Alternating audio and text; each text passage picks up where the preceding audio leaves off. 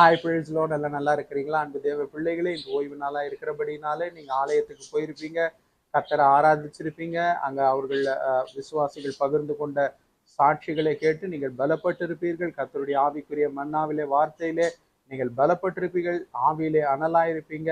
கர்த்தருக்குள்ளாய் களி கூர்ந்து வந்திருப்பீங்கன்னு சொல்லி நான் கர்த்தருக்குள்ளாய் விசுவாசிக்கிறேன். என்றைக்கும் உங்களுடைய சபை, உங்களுடைய போதகர் குடும்பம், உடன் விசுவாசிகள் அவர்கள் குடும்பம், உங்க சபையில இருக்கிற உடன் ஊழியக்காரங்க, அவங்க குடும்பம், அவர்களுக்காய் ஜெபிக்க வேண்டியது நம்ம மேல விழுந்த கடமை. சரிங்களா?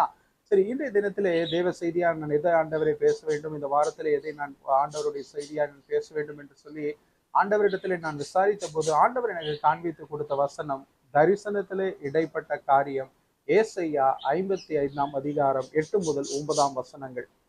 என் நினைவுகள் உங்கள் நினைவுகள் அல்ல, என் வழிகளும் உங்கள் வழிகள் அல்ல என்று சொல்லி கர்த்தர் வாக்குரைக்கிறார்.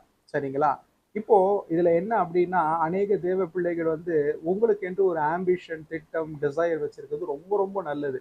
சரிங்களா? நம்மளுடைய முன்னாள் ஜனாதிபதி அப்துல் கலாம் ஐயா அவர்களே இளைஞர்கள் எல்லாம் கனவு காண வேண்டும் என்று சொல்லியிருக்கிறார். நீங்கள் என்னவாக நீங்கள் ஆக விரும்புகிறீங்க, என்ன உங்களுடைய ஆம்பிஷன், அதை பற்றியாய் நீங்கள் கனவு காண வேண்டும் என்று சொல்லியிருக்கிறார். அப்படி நம்மளுக்குள்ளாக ஒரு ஆம்பிஷன், ஒரு டிசைர் இருப்பது என்னைக்குமே தப்பு கிடையாது. ஆனால் அவைகள் கர்த்தருடைய வழிகள் படியாய் நாம் விட்டு கொடுக்க வேண்டும். கர்த்தருடைய சித்தப்படியாய் நாம் விட்டு கொடுக்க வேண்டும். சரிங்களா?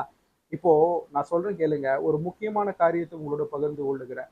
ஒரு பிரசங்கியார் ஒரு கூட்டத்தில் பிரசங்கித்து கொண்டிருக்கும் போது ஒரு பர்டிகுலர் ஒரு இண்டஸ்ட்ரியை பத்தி பேசினார். அவர் என்ன சொன்னார்னா, ஐடில துறையில இருக்கிற தேவனுடைய பிள்ளைகள் வரும் நாட்கள்ல இந்த ஐடி துறை, அதாவது இந்த சாஃப்ட்வேர் ரொம்ப நலிஞ்சு போக போகுது, இந்த சாஃப்ட்வேர் இண்டஸ்ட்ரி. அதனால நீங்க அதுல இருக்கிற பிள்ளைகள் அதை விட்டு விட்டு நீங்க வேற இது பாருங்கன்னும் போது, அதை கேட்டுக்கொண்டு அநேக தேவனுடைய பிள்ளைகள் என்ன பண்ணாங்கன்னா, ஐடி துறையை விட்டு விலகிட்டு பேங்கிங் எக்ஸாம் எழுதி அந்த பேங்கிங்ல அது ஒரு ஒரு 1 இயர் எடுத்துக்கிட்டாங்க ப்ரிப்பரேஷன் அந்த பேங்கிங் எக்ஸாம்க்கு.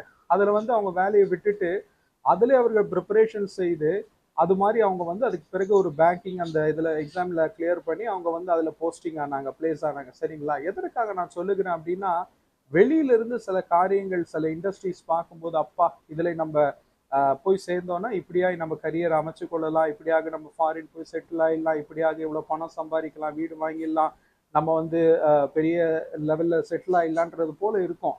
ஆனால் அதோடைய எதிர்காலத்தை கர்த்தர் தான் அறிவார். அதோடைய ஃபியூச்சர் எப்படி இருக்கு, அதோட ஸ்கோப் எப்படி இருக்குன்றது கர்த்தருக்கு மட்டும்தான் தெரியும். சரிங்களா? நம்ம வெளியில இருந்து பார்ப்பதற்கு, அதாவது சொல்லுவாங்க, don't judge a book by its cover அப்படின்னு சொல்லுவாங்க. வெளியில இருந்து பார்த்து நம்ம அதை டிசைட் பண்ணிடக்கூடாது. இல்ல முந்தி